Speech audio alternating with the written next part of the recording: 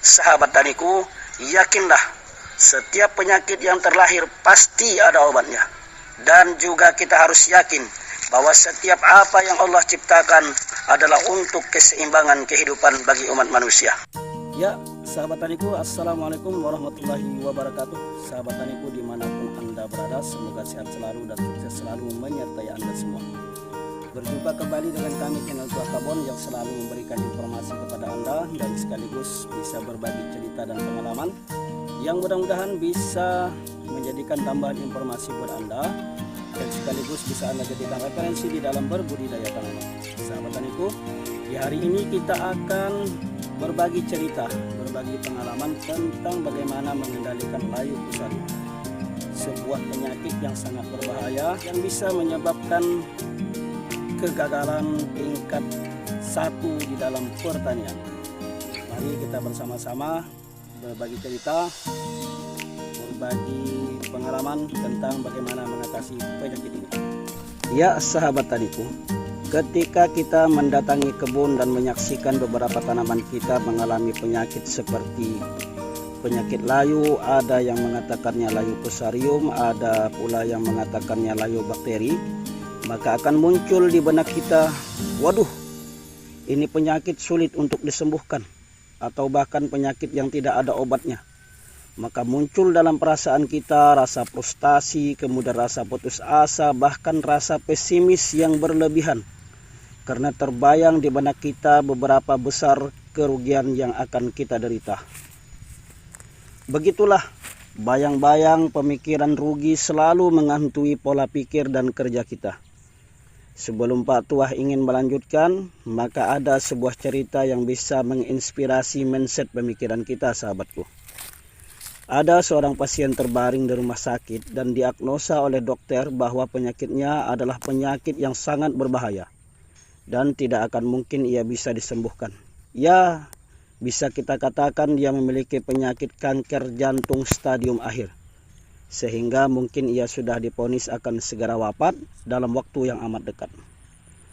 Ketika pasien itu bisa berbicara, kemudian pasien itu bertanya, "Wahai dokter, bagaimana sakitku?" Maka dokter itu pun akan menjawab, "Anda akan baik-baik saja." Kenapa dokter mengatakan jawaban seperti itu, teman-teman? Tahukah Anda bahwa jawaban dokter yang sederhana itu adalah merupakan sebuah obat, di mana dengan kalimat itu akan menghadirkan semangat juang, semangat hidup, dan pada akhirnya bisa menjadi obat yang paling mujarab, obat yang paling ampuh untuk mendorong kesembuhan. Demikian juga tentang bagaimana masalah tanaman kita, sahabatku. Ketika kita mengalami kondisi seperti yang kita sampaikan di awal, maka yang perlu kita tanamkan di dalam hati kita adalah semangat perjuangan, bahwa kita tidak akan pernah mundur dan kita akan tetap terus maju berikhtiar sampai ikhtiar itu sudah tidak lagi bisa dilakukan. Dan pada akhirnya semua itu akan kita serahkan kepada Sang Maha Kuasa.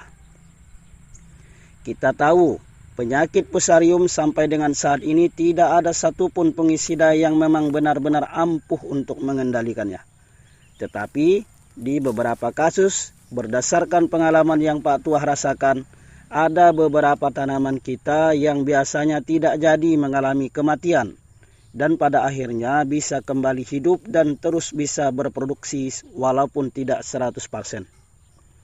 Namun yang akan kita tekankan di sini adalah supaya fusarium ini atau penyakit layu ini tidak menjalar ke tanaman yang sehat yang lainnya, atau lebih tepatnya kita bisa mencegah penularannya sehingga tanaman-tanaman kita yang lain tidak mengalami kelayuan. Oleh sebab itulah tepat kiranya kami ingin berbagi pengalaman kepada Anda bahwa ada fungisida dan bakterisida yang kadangkala bisa mencegah penularan dari penyakit yang berbahaya ini. Mudah-mudahan tanaman Anda yang sehat akan selalu terjaga sehingga bisa berproduktivitas dengan maksimal. Dan juga mudah-mudahan dengan kita sampaikan beberapa fungisida ini akan menambah semangat ikhtiar Anda dan juga bisa menambah optimisme di dalam penanggulangan penyakit fusarium atau layu ini. Sebagaimana tadi di awal telah kita sampaikan bahwa semangat merupakan obat yang paling mujarab di dalam segala keadaan. Maka dari itu, semangat harus kita miliki di dalam mengatasi penyakit ini, karena hanya dengan semangat dan tekad, maka solusi pasti akan kita dapatkan. Ya sahabat tani, langsung saja kita membahas beberapa macam fungisida dan bakterisida yang bisa Anda gunakan untuk mengendalikan layu Fusarium ini.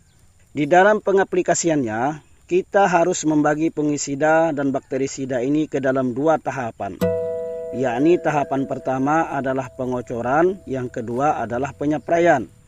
Kita masuk ke tahapan pertama, yakni pengocoran.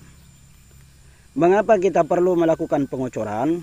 Karena dengan alasan yang sederhana bahwa tanaman kita memiliki permasalahan di akar. Oleh sebab itu, pemberian langsung ke titik permasalahan adalah merupakan sebuah hal terbaik guna mengatasi penyakit ini. Ya sahabat tani, fungisida yang bisa Anda jadikan sebagai referensi untuk mengendalikan penyakit Fusarium ini, yang pertama, Anda bisa menggunakan fungisida berbahan aktif klorotalonil. Bahan aktif ini terdapat pada banyak sekali produk dagang. Salah satunya adalah Trironil di produk Tridasakti. Kemudian Anda bisa menggunakan Daconil dan lain sebagainya. Kemudian yang kedua, untuk melakukan pengocoran, Anda juga bisa menggunakan produk dagang dari DGW yang bernama Benlock dengan berbahan aktif Benomil. Dan ini sangat bagus sekali sahabat taniku untuk mengendalikan layu Fusarium. Kemudian yang ketiga, Anda bisa menggunakan produk dagang Kopsep 77 dari PT Kapal Terbang dengan bahan aktif tembaga hidroksida 77%. Dan ini juga merupakan fungisida sekaligus bakterisida. Sehingga ketika layu Fusarium dan layu bakteri yang menginfeksi tanaman kita, insya Allah bisa dikendalikan oleh produk ini.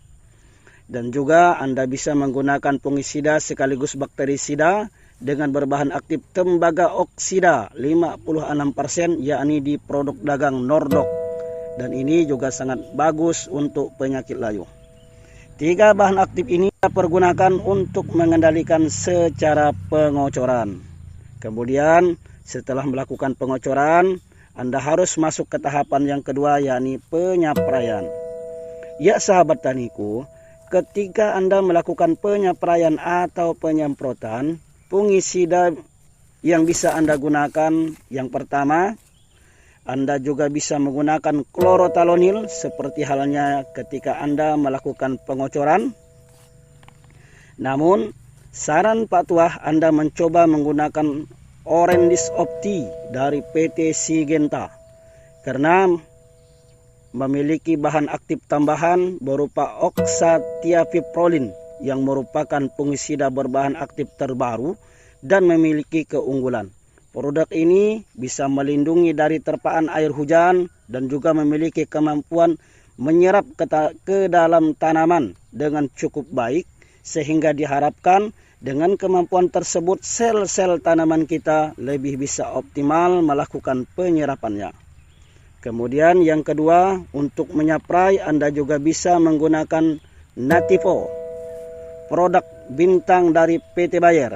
Fungisida ini memiliki 2 bahan aktif, Trifloxystrobin 25% dengan tebuconazole 50%.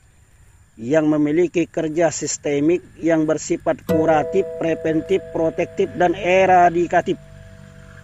Langsung bisa melindungi, mengobati, mencegah, bahkan bisa memberantas spora jamur pada tanaman kita secara sistemik, sehingga memungkinkan perbaikan sel dalam tanaman kita bisa kembali optimal. Kemudian yang ketiga, sahabat tani, Anda bisa menggunakan fungisida Bion M dari Syngenta yang memiliki 2 bahan aktif. Yang pertama asebenzolar ismetil dan mancozeb. 2 bahan aktif ini merupakan fungisida yang cukup ampuh karena memiliki cara kerja yang sistemik sekaligus memiliki cara kerja yang kontak. Sedangkan bahan aktif asebenzolar ismetil adalah merupakan zat-zat pengaktif di dalam tanaman. untuk mengaktifkan imunitas ketahanan dan kekebalan di dalam tanaman kita.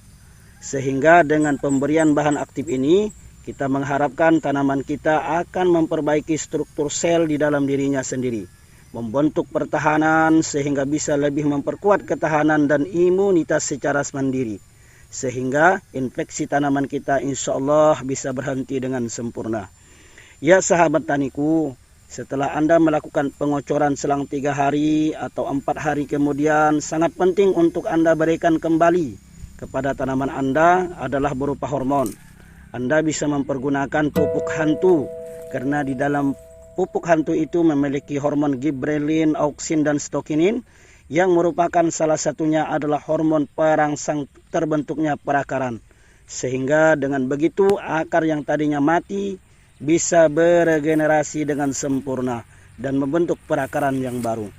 Dan juga Anda bisa memberikan aplikasi berupa asam amino, karena asam amino ini merupakan sebuah zat yang bisa merangsang juga terbentuknya akar, merangsang sel-sel untuk bisa bertumbuh dan berkembang. Kemudian selang sekitar 7 hari atau 10 hari, Anda baru bisa memberikan tambahan agen hayati seperti dari trikoge, karena guna menggantikan bakteri serta jamur yang baik yang tadi telah kita lakukan pelumpuhan secara kimia. Ya sahabat tani, dirasa cukup sekian informasi yang kita berikan, karena dirasa cukup lama durasi video yang kita hadirkan. Mudah-mudahan apa yang Pak Tuah sampaikan ini bisa bermanfaat, bisa menambah semangat, dan tentunya mudah-mudahan menjadikan tanaman kita kembali sehat dan berproduktivitas sebagaimana yang kita harapkan. Sahabat taniku, yakinlah setiap penyakit yang terlahir pasti ada obatnya. Dan juga kita harus yakin bahwa setiap apa yang Allah ciptakan adalah untuk keseimbangan kehidupan bagi umat manusia. Sahabat taniku, selamat beraktivitas dan jayalah selalu. Wassalamualaikum warahmatullahi wabarakatuh.